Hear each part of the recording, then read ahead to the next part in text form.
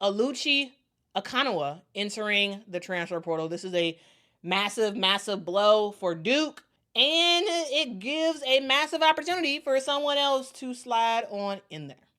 Because Oluchi Okananwa, when we talk about her this past season, you got hustle, you got heart, you got a huge engine for Duke.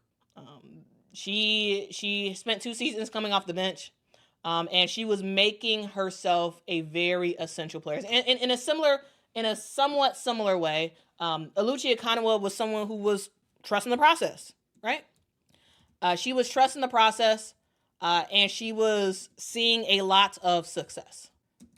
She was seeing a lot of success at Duke, and I enjoyed watching her play. But all things have to come to an end at times. And her time at Durham is over. It is absolutely over. And guys, this is a huge loss for Duke. Absolutely a huge loss for Duke, because Aluchi may not have started a game. She hadn't started a game for Duke. But when it came to her impact, when it came to her involvement on this team, it was gigantic. This was someone who 5'10" sophomore, similar to Malaysia Fulwali. She averaged 10.1 points a game, 5.3 assists a game, or 5.3 rebounds a game, shot 47% from the field. She was also someone who came off the bench for Duke. And, she was on the top half of scoring. She was third in scoring for Duke. And she was just that spark that would come on the court and just ball, right? She was someone who was the 6th player of the year, right? She was the ACC tournament MVP. She was a lockdown defender who made scorers kind of dread to see her checking in the game. And she was never in the starting lineup. She didn't need to be in the starting lineup to steal the show for Duke. And now she's out. Now she's leaving. She's leaving to go somewhere else. And guys, I'm shocked about this, because Aluchia Kanoa was fantastic. Relentless defender. She could steal the ball from you in a heartbeat. Averaged 1.8 steals a game this past season. She was someone who was crazy athletic, someone who could finish, someone who can score for Duke. And she made an immediate impact when she was a freshman. And this year, she was not stopping from there. Her energy from her freshman to her sophomore year just leveled up. And in the ACC tournament, she exploded. She was fantastic. She owned the postseason for Duke. She averaged 16.3 points a game over the 3 games to win the tourney. She was shooting 75% from the 3 in the tournament, the ACC tournament. She was someone who had a massive 22 points, 10 rebound game against NC State in the championship, which got her the MVP nod. In a lot of ways, Aluchi Okananwa was the most valuable player for Duke. Not all season, but at key moments, she was the most valuable player, and she wasn't even a starter. And it makes you wonder, the reason why I'm pairing these two together, because while they're not the same player, Aluchia Kanoa and Malaysia Fulwali are not the same player, but they do have similarities in terms of sophomores who were stars on their team, but played within the system. Because on a different system, Aluchi would have been a starter from day one, especially this season. But for Kara Lawson, she had her coming off the bench. Not because Aluchi wasn't good enough to start, but because she was so essential in anchoring the second unit and changing the energy of the game when things got stagnant. Still, numbers don't really lie. Aluchi played a lot of minutes. She played around 22 minutes a game. She was someone who often closed games. She brought that fire when she came in.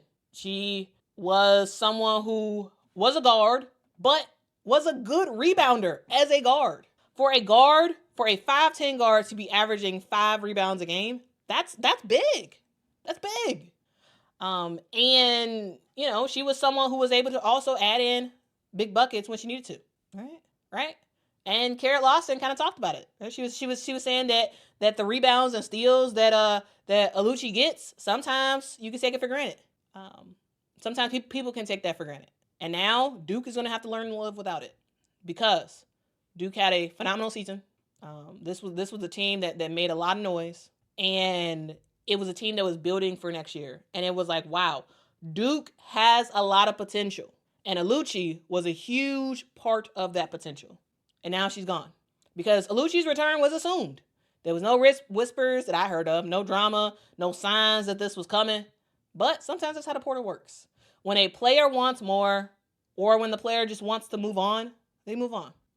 And sometimes they get the change that they want, sometimes they don't.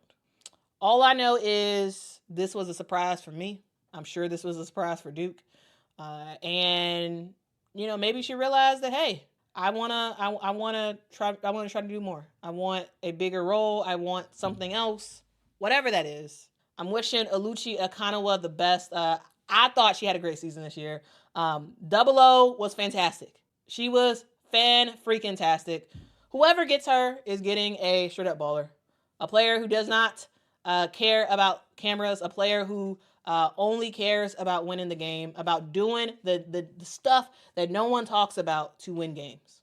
She can make it happen for you at 5'10". I'm sure teams will be immediately trying to get her on their squad because, she has a lot to offer. She could go to South Carolina. She can go to UCLA. Like she can go to a lot of places. A lot of places. Because Oluchi Okananwa fits anywhere because she is someone who plays defense, someone who can score, and someone who plays hard just about every single day. So there's likely a starting role in her future, and we'll kind of see where she goes from here. This is a huge loss for Duke, and I just want to talk about it real quick. So yeah, that's the news about Oluchi Okananwa. She is leaving. She's no longer going to be a spark off of the bench for Duke. She will be a fire on the court wherever she ends up. All right, guys, that's the story. That's the story. What do y'all think? Let me know in the comments below. Let me know. Make sure to hit that like button as well. Guys, this has been a huge day. Huge day for women's basketball, or yesterday really was.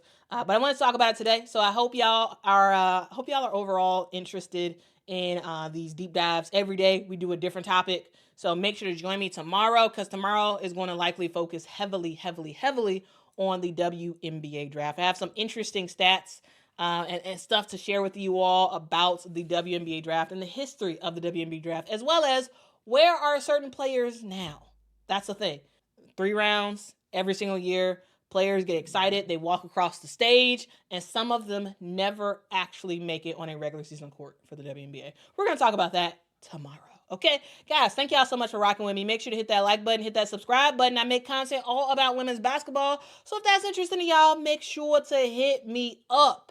Guys, appreciate y'all. I love y'all. Y'all have a great Saturday. What a great day to be alive, guys. What a great day to be alive. Go be kind to someone, be respectful, make some stuff happen. Be productive today. Be productive. Go outside, touch some grass, do all that stuff. Make sure to tell a neighbor, tell a friend that Quita Loves Sports is on the internet talking about the amazing hoops that these ladies are offering up every single night, but they're not even playing right now. But softball is right now. Softball, I've been enjoying watching softball. One thing about the end of it's like the sweet spot, the end of the NCAA tournament for women and the start of the WNBA season. That's like the sweet spot for softball. So like literally my life right now is watching softball and just keeping tabs of what's happening on the basketball side. But yeah, softball is definitely my thing that I'm watching right now. Anyway, y'all have a good one. I'm going to have a good one. And I'll see y'all tomorrow. Make sure to tell a neighbor, tell a friend that Quita Loves Sports is in the building, especially in the mornings. Well, my name is Quita. We are in the morning. And hope you have a great morning. See y'all soon. Bye-bye.